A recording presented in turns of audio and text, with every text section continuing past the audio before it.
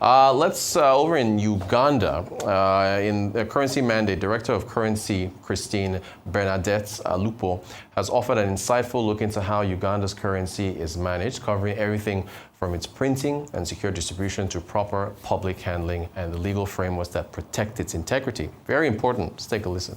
We have high-value transactions, low-value transactions. Yes. Seasons demand different things. So we are there to ensure that you have accessibility to cash in a convenient, clean, quality way, and in a denomination mix that enables Ugandans to efficiently carry out their business. And so we are in 10 locations. I'll name them. Yes, please. In the north, we are in Arua, Gulu, and Lira, where we have a currency center. In the east, we are in Jinja and Mbale. In Rwenzori region, we are in Fort Portal. And then we go to Kabale, Masaka, and Barara, and wind up here in Kampala, which is our biggest. So really, that is our job, put simply. Okay.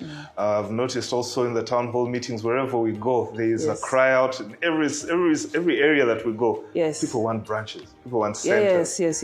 We will come to that later about what goes into deciding where a center should be placed. Absolutely, yes. But there's a common misconception that the bank prints money as and when it wants. Yeah. No, we just decide, hey, we're going to print money. Could you please take us, without giving out too much secure information, could you please take us through the considerations?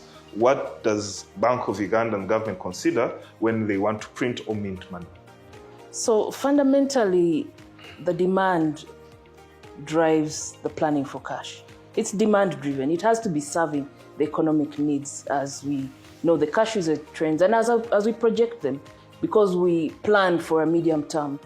So we need to see what's going on in the economy. What should we expect? What are the macroeconomic objectives of the country? Yes. And how does that inform how we plan for the next 3 or so years? Okay. So when that's you say medium term, that is 3 to 5 years?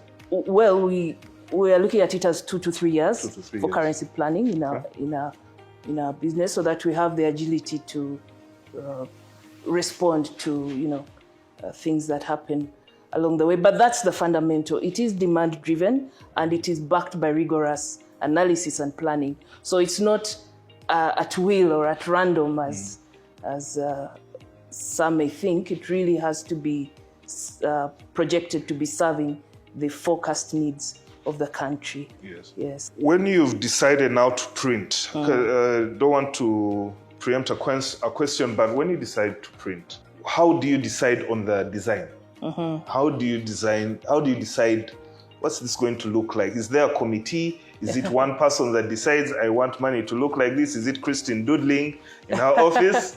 And then, what is the thinking behind the design of the Uganda currency? Right. So, as you would have seen, and as is very well shown in this money museum, Uganda banknotes and coins have changed over the years. And if we go back to the very beginning, in the pre-independence days, we had a common design with the then East African, initially protectorate, and then the countries in the East African currency board. Yes.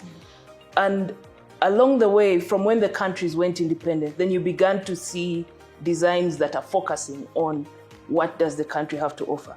So generally, a banknote design will tell a story about that. But if you look at the early sort of 6-7 series that we issued, they were usually in tandem with what I would call our political cycles.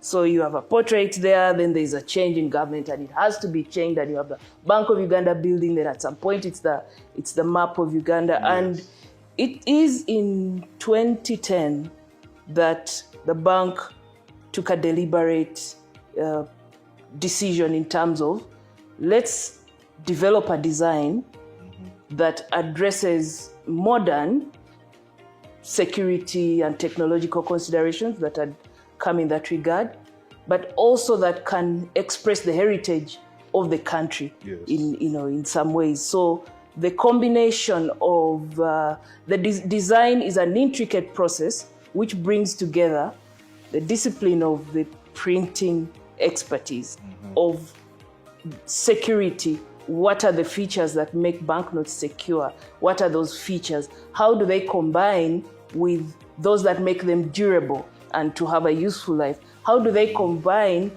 with the aesthetic that expresses its theme? So you have the physical sciences working with the fine arts, so to speak, to come up with a technical document that is functional. And so design, in our case, the 2010 series were introduced, and when you look at the images, they're based on two themes. One is Uganda through the times, the other is gifted by nature. Maybe we can go through that in a little while. Yes. But in designing a banknote, you are looking for security, because out there are people who literally are making money by photocopying. Yes. So you want security features so that the users are able to authenticate and conveniently transact with confidence. Yes.